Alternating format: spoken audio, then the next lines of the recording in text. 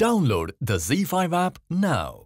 Zee मराठीवरील रात्रीच खेळ चाले 2च्या कालच्या भागात छायाला बघायला मंडळी आलेली असताना बाहेर अचानक खूप पाऊस सुरू होतो आणि इथे वच्छी विजा कडाडत असताना त्या नायकांच्या वाड्यावर अशीच वीज कोसळू दे म्हणून जोरजोरात ओरडत असते आणि आता मी त्या अण्णा नायकांना सोडणार नाही असंही बोलते.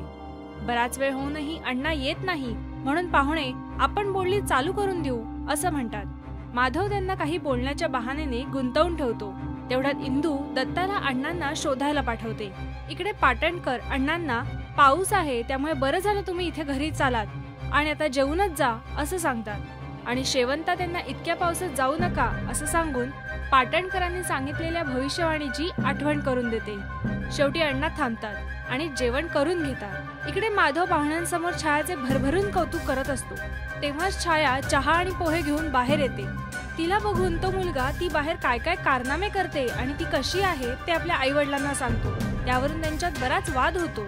छाया देखील त्या मुलाच्या सगळ्या वाईट गोष्टी बाहेर काढते आणि खूप भांडते. या भांडणांवरून ती मंडळी आम्हालाही सोयरीकच नको असं सांगून तिथून निघून जातात. इथे पाऊस थांबल्यावर अण्णा पाटणकरांच्या घरून निघतात. तेव्हा पाटणकर त्यांच्या सोबतच निघतात. अर्ध्या रस्त्यात आल्यावर अण्णा पाटणकरांना तुम्ही स्वतःचं भविष्य का बघत नाही असं विचारतात. त्यावर पाटणकर सांगतात की स्वतःचं भविष्य नाही बघता येत, जे आधीपासून ठरलं आहे तेच होणार आहे असं सांगतात. इतकं बोलून पाटणकर निघून जातात आणि अण्णा घराकडे यायला निघतात. चालता चालता ते स्मशानभूमीच्या रस्त्याला कसे लागतात त्यांनाच कळत नाही आणि तिथे त्यांना दत्ता भेटतो. आगामी भागात इंदू छायाचा चांगला समाचार घेते. आता छायाच्या आयुष्यात पुढे काय होणार, अण्णा त्या स्मशानभूमीकडे कसे पोहोचले, या सगळ्या प्रश्नांची उत्तरं मिळवण्यासाठी पहा रात्रीच खेळ चाले 2 सोमवार ते शनिवार रात्री 10:30 वाजता फक्त झी मराठीवर.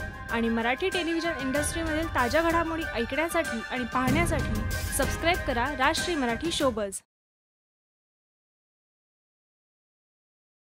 Download the Z5 app now.